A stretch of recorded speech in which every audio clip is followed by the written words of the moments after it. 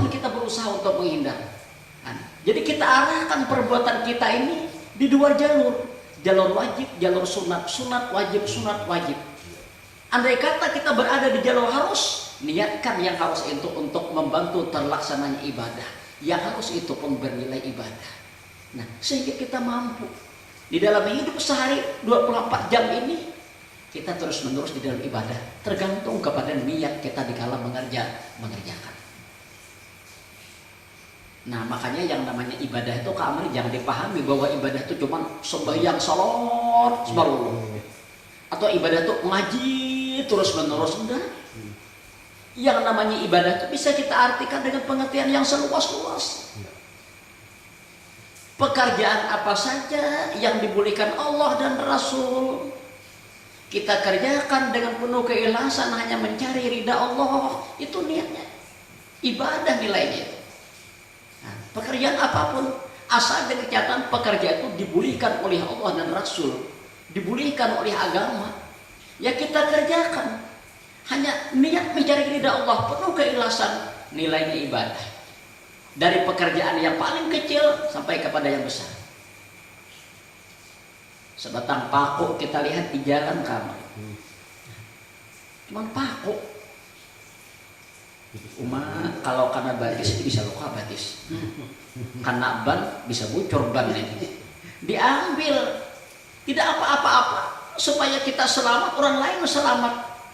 Ini pekerjaan yang kecil ini, tapi nilainya ini nilainya ibadah. Jadi bukan sembahyang terus menerus, bukan haji terus menerus ibadah itu. Kita berusaha pulih untuk ibadah. Ada yang jadi pegawai, ada yang jadi buruh, ada yang pedagang, ada yang petani, macam-macam. Pekerjaan usaha-usaha semacam itu bisa menjadi ibadah, tergantung kepada niat kita yang mengerjakan. Makanya orang dulu ingat banget dulu di Anjer itu ada Tuan Guru Haji Sabran Andil Mantap. Iya. Tuan Guru Tuhan itu kan, Kiai Tuhan. Nah, gitu. Jadi waktu itu di awal 1997 ulun mulai berdiam di Kapuas ini. Awal 97 jam di Kapuas ini. Jadi silaturahim kepada Syekh Buya, ulun ini mulai anak berdiam di Kapuas nih. Kira-kira pendapat sampian kalau ulun ini membuka usaha dagangan kayak apa? Asal cocok halah, itu kan? Menurut pendapat Sidin kan? Ujar Sidin kalau usaha dagangan di Kapuas itu ikam di Sidin cocok aja, nah apa aja nah ikam dagang cocok aja. Cuma Sidin tolong, bila ikam mulai berusaha semacam itu tolong letakkan niat. Niatnya apa? Nah, satu, kamu berusaha bekerja untuk mencukupi nafkah keluarga. Satu macam. Mencukupi nafkah keluarga. Yang kedua, mudah-mudahan diberi Tuhan rezeki bisa melaksanakan zakat. Dua macam. Mudah-mudahan lagi bisa menyimpan, menabung supaya kau menggunakan ibadah haji. Itu aja sih niat. Insya Allah usaha kamu dapat barakah. Kenapa jadi dapat barakah? Karena nilainya ibadah tuh. Nah, ibadah nilainya. Satu, kita niatkan untuk mencukupi nafkah keluarga, karena nafkah ini merupakan kewajiban bagi kita. Niat melaksanakan kewajiban ini ibadah. Setitis keringat yang keluar dari batang tubuh kita di saat kita berusaha, niat kita untuk mencukupi nafkah keluarga, berapa nilainya di sisi Allah kebaikan. Kemudian lagi kita berusaha ini, niat kita mudah-mudahan Tuhan memberi rezeki sehingga kita mampu menunaikan ibadah zakat, ibadah zakat. Kan ibadah lagi nih nilai niat kita.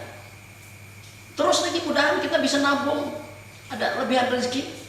Untuk apa nabung? Supaya bisa menunaikan ibadah haji nantinya. Yuk, bagus nih. Saran orang tua. Insya Allah saya dapat barakah usaha. Kenapa jadi dapat barakah? Karena ini nilainya ibadah. Nah, Dan di dalam kita berusaha, kita harus mematuhi peraturan-peraturan yang sudah diatur oleh Allah Subhanahu wa Ta'ala. Nah, semacam itu. Seorang polisi lalu lintas 2-3 jam berdiri di jalan misalnya kan. Ini nilainya bisa ibadah. Kalau ia tepat meletakkan niat supaya jangan terjadi hal-hal yang tidak diinginkan, supaya pemakai jalan lalu lintas ini kan aman, tenang, apa segala. Nya jaga 2-3 jam berdiri di bawah terik mentari. Tujuannya untuk memberikan keamanan kepada pemakai jalan apa segala. Yuk, nilainya ibadah. Makanya Nabi itu inna malikul limri'in manawa. Sungguhnya bagi seorang itu kan tergantung apa yang ia niatkan. Nah, jadi tadi kita ini mampu sebenarnya 24 jam sehari semalaman Tuhan memberikan waktu untuk kita hidup ini, mampu supaya terus menerus kita di dalam ibadah. Asal kita pandai meletakkan niat di dalam hati di waktu kita bekerja. Kalau yang wajib itu sudah pasti ibadah, yang sunat itu sudah pasti ibadah. Nah, dikala kita mengerjakan yang harus ini, niatkan pekerjaan itu untuk membantu terlaksananya ibadah, sehingga yang kita kerjakan harus itu juga nilainya ibadah. Karena ujar usul fiqh al wasail hukmul maqasid. Nah, itu Pak. Jadi tafsiran orang dagang, kalau kita pandai meletakkan niat semacam itu, tafsiran orang dagang terus menerus beroleh keuntungan. Tidak ada rugi. Terus menerus keuntungan terus yang diperoleh, keuntungan terus yang diperoleh. Nah, inilah Rasulullah memberikan solusi cara semacam itu. Makanya jadi Tuhan wa ma khalaqtul jinna wal insa illa liya'budun. Aku tidak menjadikan jin manusia kecuali supaya mereka itu beribadah. Kayak apa kiatnya? Ya itu tadi. Kayak apa kiatnya supaya kita ini beribadah, terus beribadah kayak apa? Caranya semacam itu. Nah, bapak-bapak, saudara-saudara sekalian, jangan mantang-mantang misalnya hukum syara 5 ditonjok kali 5-nya. Diarahkan jalur kali 5-nya hukum, diarahkan perbuatan kali 5 jalur, ini rugi kita. Nah, jadi yang haram sedapat mungkin kita menghindar dari yang haram. Apabila kita mampu menjaga diri dari perbuatan yang haram ini, apalagi misalnya di tengah banyaknya orang mengerjakan yang haram, merajalela sudah pekerjaan haram di tengah masyarakat kehidupan kita, tapi kita mampu menjaga diri, menahan diri, tidak terlibat kepada perbuatan ini, nilainya besar di sisi Allah, bersama dengan jihad ini. Nah, besar. Nah, dikala perbuatan ini merajalela yang haram ini di tengah masyarakat, tapi kita mampu menahan diri, besar banget pahalanya. Yang makruh kita juga berusaha untuk menghindar, berusaha. Nah, jadi pekerjaan kita satu wajib. Yang kedua, arahkan ke jalur sunnah supaya ibadah. Yang harus tadi kita tidak bisa meninggal, kita kerjakan. Tapi jadi Imam Ghazali, apabila kamu bertahan, nah harus tuh berkajian harus cuma bertahan di yang harus, kamu sia-sia waktu, umur sia-sia. Nah, supaya ada dapat nilai kebaikannya, dikala kita mengerjakan yang harus tanamkan niat, mengerja yang harus itu supaya bisa membantu terlaksananya ibadah, sehingga yang harus itu pun menjadi nilai ibadah. Nah, semacam ini. Nah, bapak-bapak, saudara-saudara sekalian yang Allah hormati, jadi itulah hukum syara. Sasarannya tadi tidak lain adalah perbuatan manusia yang sudah akil balik. Kalau salah satu dua ini tidak ada pada manusia, hukum syara itu tidak menjadi sasaran kepada perbuatannya.